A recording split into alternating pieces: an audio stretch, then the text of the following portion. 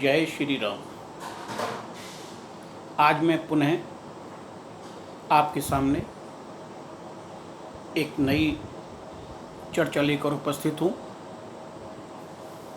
मेरा गहन महन सीरीज़ में ये लगातार एपिसोड बन रहे हैं जो कि लगभग प्रति रविवार को आपको प्राप्त होते रहेंगे।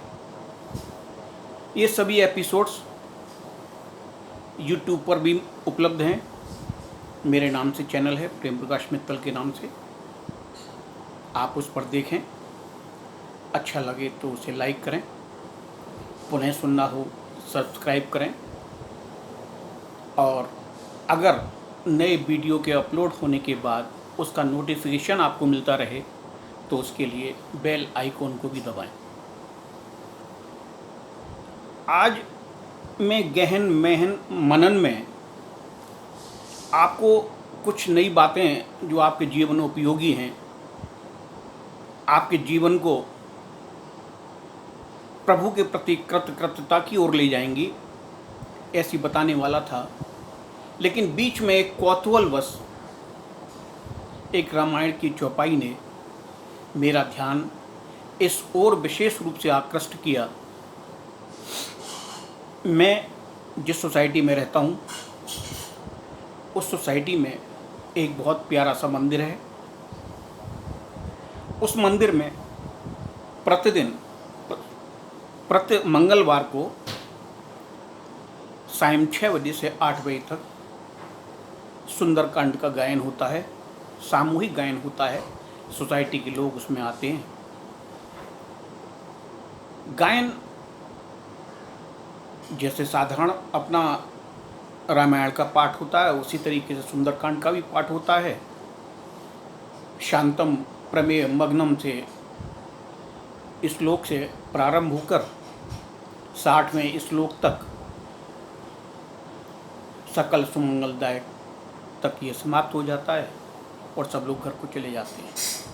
लेकिन पिछली बार इस मंगलवार को जब इसका गायन हो रहा था तो मेरा मन और मस्तिष्क इस सुंदरकांड के दोहा नंबर 6 की चौपाई नंबर 8 पर थोड़ा अटक गया और मैं सोचने लगा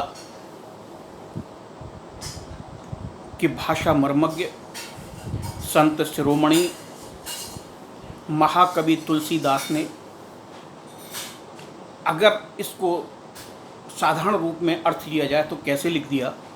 और वो चौपाई थी कि प्रात ले ही जो नाम हमारा, ते ही दिन ताहि न मिले आहारा।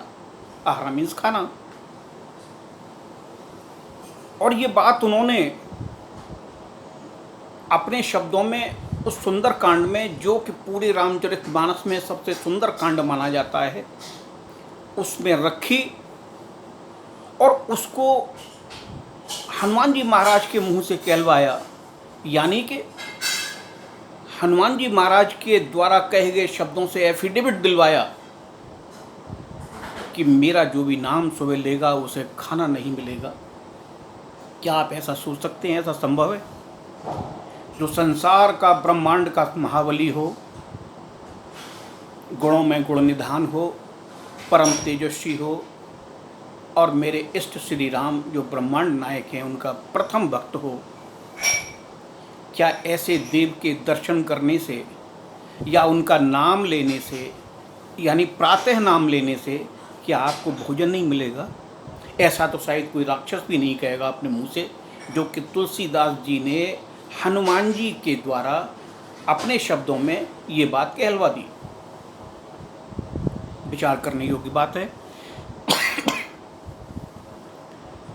साफ शब्दों में अगर इसका अर्थ लिया जाए तो वो लोग यही कह देते हैं कि वो सुबह जो उनका नाम लेगा उनको शाम तक खाना नहीं मिलेगा। और क्योंकि वो सुबह भक्ति में रहते हैं प्रभु की में, इसलिए उनको कोई डिस्टर्ब करता है तो वो क्रोधित हो जाते हैं और उनका ये श्राप तुल्य है कि वो आदमी को खाना नहीं मिलेगा। लेकिन ये बिल्कुल असत्य है। ऐसा बिल्कुल भी संभव नहीं है। जो परम वंदनीय है, जो परम महनीय है, जो परम प्राणमीय हैं, जो हर वक्त हर समय हर एक की रक्षा का भार उठाते हैं, और उनसे ज़्यादा कोई संकट मोचक इस संसार में पैदा नहीं हुआ, तो क्या हम उनका स्मरण करने से, उनका प्रातः नाम लेने से हमारी ये स्थिति होगी कि हमें खाना नहीं मिलेगा? नहीं, बिल्कुल नहीं। तो मैंने इस चौपाई पर कुछ विचार किया, कुछ मनन किया, और इसका अर्थ क्या हो सकता है वो मैं आपके सामने प्रस्तुत करता हूँ। जब किसी परिवार में किसी व्यक्ति की मृत्यु होती है, तो मृत्यु के उपरांत वह व्यक्ति गरुड़ पुराण के अनुसार अंगुष्ठ रूप में प्रेत स्वरूप हो जाता है। और वो प्रेत जो अंगुष्ठ स्वरूप में आ गया है, जब तक उस शरीर का अंतिम संस्कार नहीं कर दिया जाता, तब तक वो उसके आसपास रहता है, क्योंकि उसमें उसका प्रेम बसा रहता है, या वो शरीर से ही तो निकला है। जब दाह संस्कार हो जाता है, वो शरीर पंचतत्व में मिल जाता है, तो उसके उपरांत वो अंगुष्ठ शरीर उस मृतक के घर के आसपास पहुंच जाता है, और जब तक शुद्धि नहीं होती तब तक वो उसी घर के अंदर या आसपास रहता है।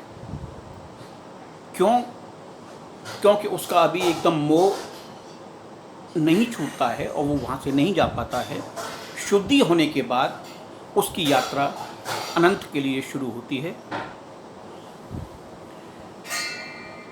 तो जिस दिन अंतिम संस्कार हुआ, उस दिन तो मृतक के घर में कोई भोजन नहीं बनता। दूसरे दिन सुबह भोजन बनता है। वो भोजन कैसा होता है? वो भोजन होता है, उड़द की काली दाल बनती है, जिसमें कोई हल्दी नहीं पड़ती, जिसमें कोई छौंक नहीं लगता, और रोटियां होती हैं। वो भोजन प्रेत भोजन कहलाता है। वो इस प्रेत को निमित्त करने के लिए एक महाब्राह्मण को बुला के शुद्धि वाले दिन तक प्रत्येक दिन उसको खिलाया जाता है, और उसी भोजन को मृतक परिवार के सभी लोग ग्रहण करते हैं, और उस भोजन को करके शोक में डूबे रहते हैं, मृतक की याद करते रहते हैं, तरह तरह से परेशान रहते हैं। उस भोजन को जो उस महाब्राह्मण को खिलाया जाता है, उसको कभी भी खाना या भोजन नहीं कहा जाता, उसको हमेशा आहार कहा जाता है। भोजन और खाने का कभी पर्यायवाची आहार हो ही नहीं सकता। तुलसीदास ने केवल अपने काव्य को सुदृढ़ करने के लिए या तुक मिलाने के लिए आहारा शब्द खाने की जगह इस्तेमाल नहीं किया। उन्होंने बिल्कुल प्रॉपर शब्द जो आना चाहिए था वो लिखा, आहार।